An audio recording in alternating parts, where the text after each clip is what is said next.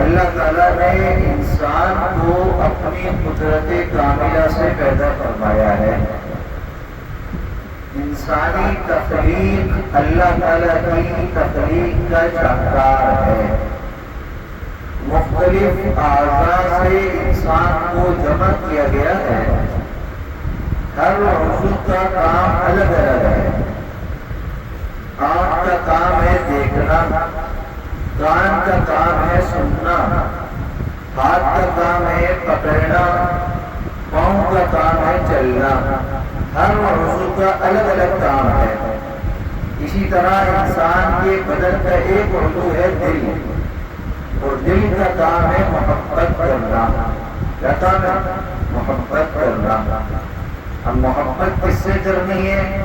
سب سے پہلے اللہ سے محبت کرنی ہے۔ اللہ سے محبت اور اللہ کے لیے محبت جو بھی ہوگی وہ اللہ کے ہاں قبول ہوگی، چاہے ماں باپ سے ہو، بہن بھائیوں سے ہو، دوست احباب سے ہو، رشتے داروں سے ہو، مخلوقات سے ہو۔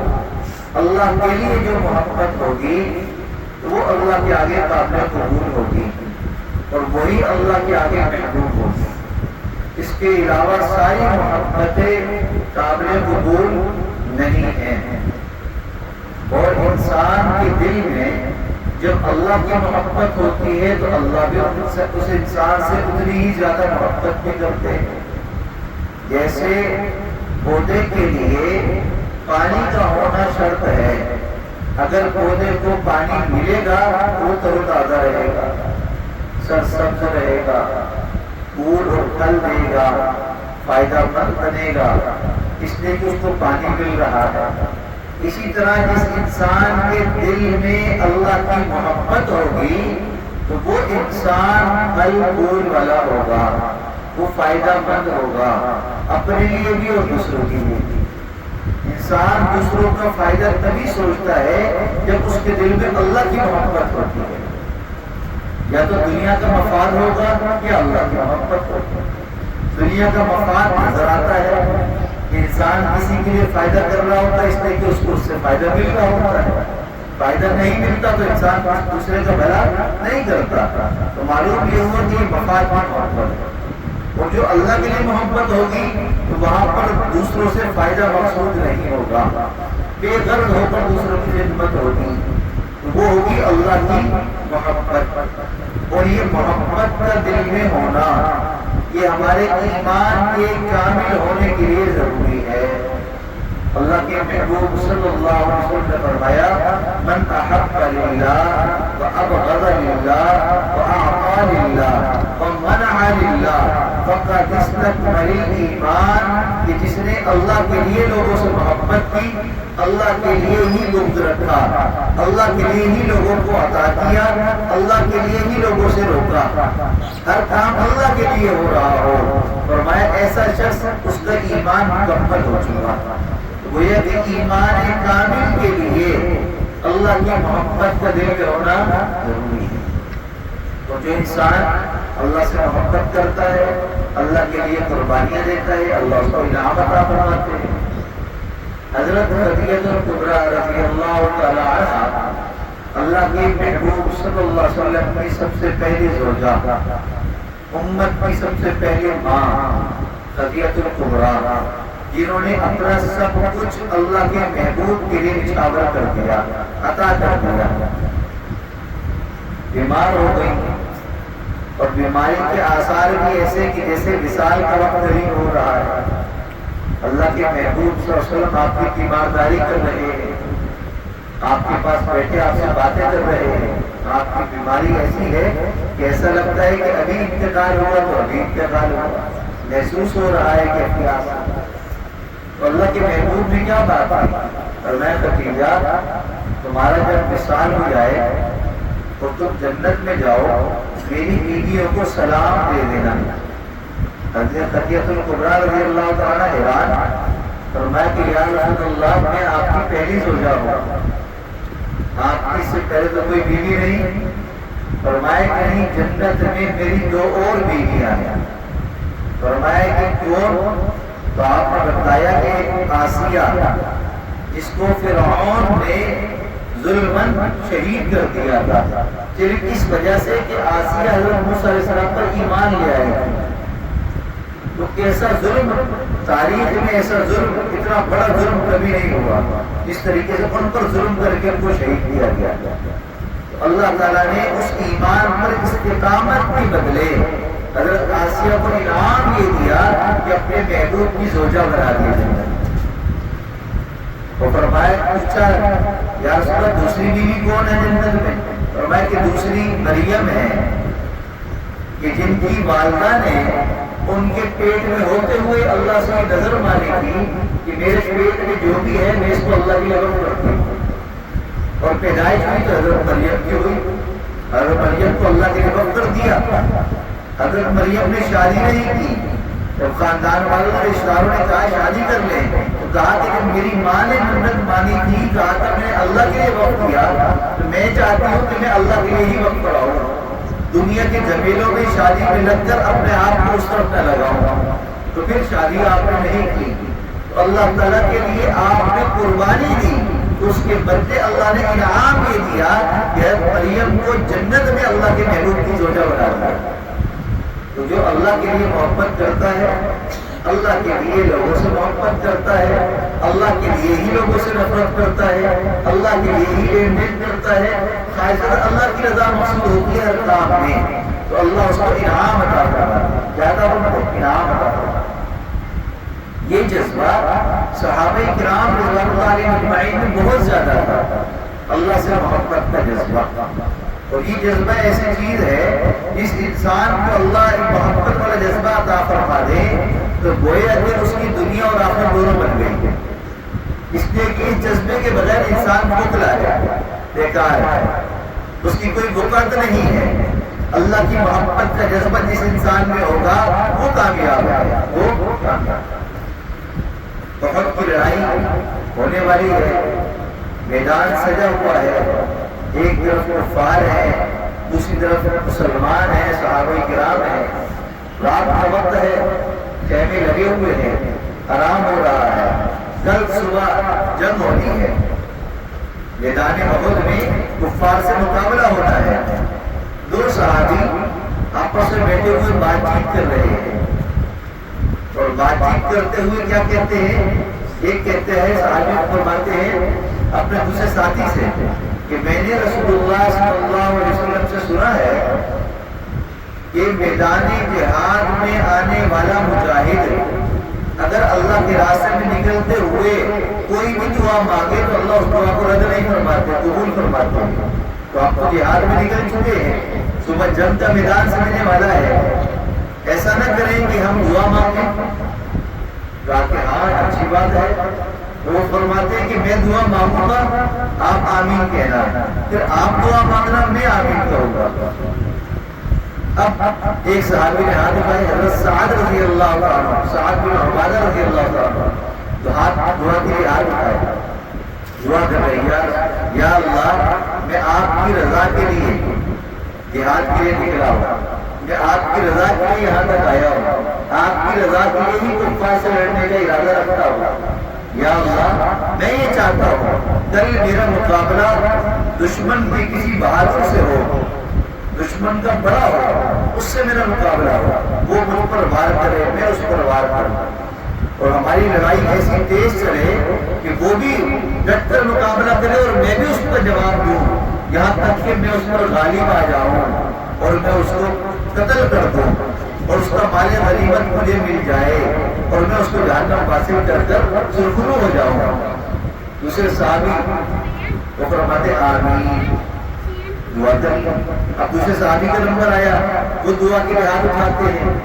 عبداللہ بن جحش رضی اللہ تعالیٰ فرماتے ہیں کہ وہ دعا کے لیے ہاتھ اٹھا کے کہنے لگے، یا اللہ میں آپ کی رضا کے لیے جہاد کے راستے میں نکلا ہوں اور میں یہ چاہتا ہوں کہ میرا بھی مقابلہ کسی ایسے دشمن سے ہو جو بہت نڈر ہو، بہادر ہو اور خوب وار کرے، اور میں اس میں ڈٹ کر مقابلہ کروں، یہاں تک کہ ہماری گھمسان کی لڑائی ہو اور آخر میں وہ مجھے شہید کر دے اور اس کے بعد میرا ناک کاٹے، میرا کان کاٹے، میرا مسئلہ کرے۔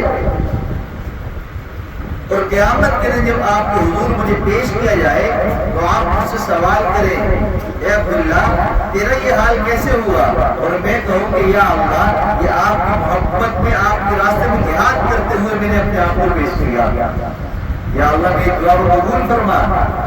سعد بن عبادہ نے فرمایا آمین۔ اب دونوں صحابی نے دعا بھی فرما لی، آمین بھی کہہ دیا۔ اگلا دن جب میدان سجا تو دونوں صحابیوں کی من معن ویسے ہی دعا اللہ نے قبول فرما لی۔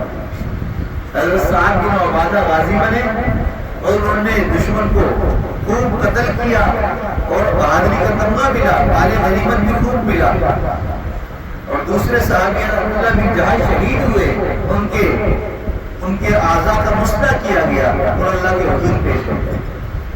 تو یہ کب ہوا کہ جب ان کے دل میں اللہ کی محبت تھی تو انہوں نے اللہ کے لیے سب کچھ کرنے کو قبول کر لیا، جان دینا بھی ان کے لیے آسان ہو گیا۔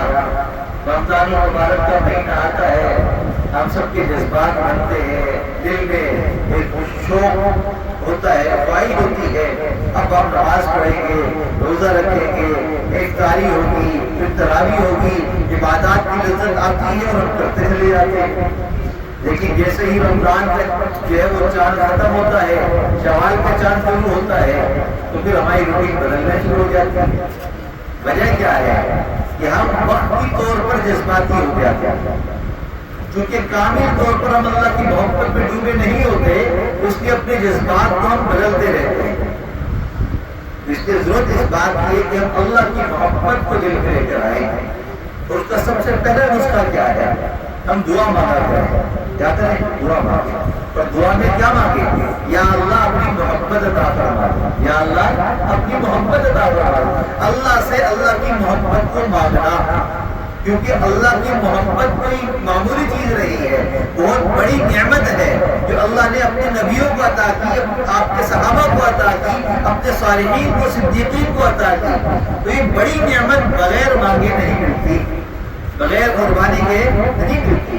لہٰذا اللہ سے اللہ کی محبت کو ہم مانگیں۔ جتنا ہم اللہ سے اللہ کی محبت کو مانگتے چلے جائیں گے، اللہ کی محبت اتنی ہمارے دل میں آتی چلی جائے گی۔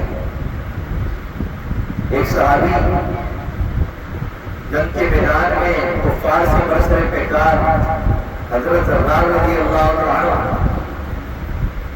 اور بڑے بہادر، اور ان کی بہادری کے بے شمار قصے۔ کفار نے آپ کو گھیر لیا، لڑائی کی، کتابوں میں لکھا ہے کہ یہ مقابلہ کرتے یہاں تک کہ صبح سے شام ہو گئی مقابلہ کرتے کرتے۔ اب صبح سے شام ہو جانے کا مطلب یہ کہ تھک چکے، اور جتنا انسان تھکتا ہے تو پھر اس پر حملہ آسان ہو جاتا ہے۔ اب کفار زیادہ ہیں، یہ اکیلے ہیں۔ انہوں نے دیکھا کہ اب یہ سب سے بہادر ہوئی، کیونکہ پوری جماعت میں ان کو گھیر رہے تھے، چاروں طرف گھیر لیا۔ جب ان کی نظر پڑی لوگوں کفار کی طرف کہ وہ ان کو گھیرے ہوئے ہیں، تو یہ سمجھ گئے کہ یہ میرے قریب آنا چاہتے ہیں۔ یہ لڑتے رہے یہاں تک کہ سست پڑ گیا، ان کا گھوڑا سست پڑ گیا۔ اب یہ اس کو ہلاتے ہیں، کھینچتے ہیں، لیکن وہ اس طریقے سے اچھلتا نہیں۔ اب جب وہ اچھلتا نہیں ہے تو ان کی تلوار کا بھی زور ویسا نہیں چل رہا۔ یہ گھوڑا اگر کمزور ہے تو یہ کیسے حملہ کرے گا؟ گھوڑا بھی بہادر تیز تلوار چاہیے۔ کتابوں میں لکھا ہے کہ حضرت عمر رضی اللہ تعالیٰ نے جب دیکھا کہ کفار گھیرا تک کر رہے ہیں اور گھوڑا تھکا ہوا ہے، اس سے یہ دوڑنا مشکل ہو چکا ہے، تو انہوں نے اس کی پیشانی پر ہاتھ پھیرا اور جھک گئے اس کی طرف، اور جھک کر گھوڑے کے کان میں کہنے لگے کہ دیکھ آج تو میرا ساتھ دے دے، آج تو میرا ساتھ دے دے تو میں مقابلہ جیت جاؤں گا، لیکن اگر تم نے ساتھ نہ دیا تو میں تیری شکایت روزے رسول پر جا کر اللہ کے محبوب سے کروں گا۔ جیسی یہ بات گھوڑے کے کان میں لگی، وہ ایک دم اچھلا، اور ایسا اچھلا فرماتے ہیں کہ پھر وہ تو جہاں اس کو اشارت کرتے گھوڑا بھاگنا شروع کر دیتا، جہاں تک کہ انہوں نے کئی کافروں کو جہنم حاصل کیا اور ان کا گھیرا توڑ کر نکل گیا، کیونکہ ان کے دل کے اندر جذبہ محبت، اللہ کی محبت کا جذبہ تھا۔ گھوڑا کمزور پڑ گیا تو اس محبت کے جذبے نے گھوڑے کو بھی بہادر کر دیا، وہ لڑائی میں جیت گئے اور کفار کو گھیرے کو توڑ کر نکل گئے۔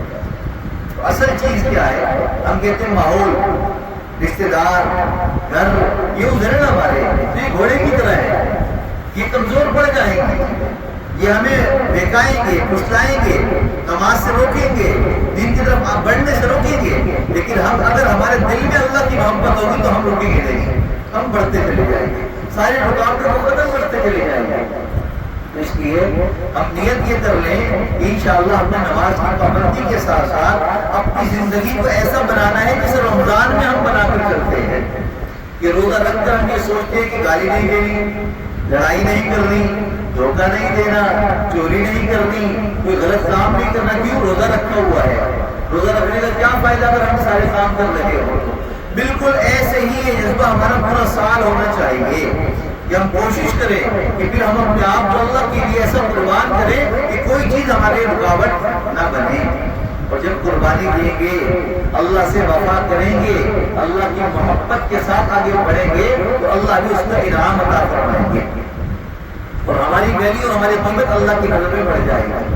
آخری بات، وہ کسی نے لکھا ہے جب یہ مکھن نکالا جاتا ہے دودھ سے تو دودھ کو خوب پکایا جاتا ہے، اور جب دودھ کو پکانا ہو تو یہ حلوائی لوگ کیا کرتے ہیں، اس میں پانی ڈالتے ہیں، اور اتنا پانی ڈالتے ہیں کہ اس کے اندر پانی کی مقدار بڑھ بھی جاتی ہے، لیکن اس کو پھر پکاتے ہیں اور اتنا پکاتے ہیں کہ وہ پانی ختم ہو جاتا ہے، پھر اس دودھ کا مکھن بنتا ہے، پھر اس میں جان آتی ہے۔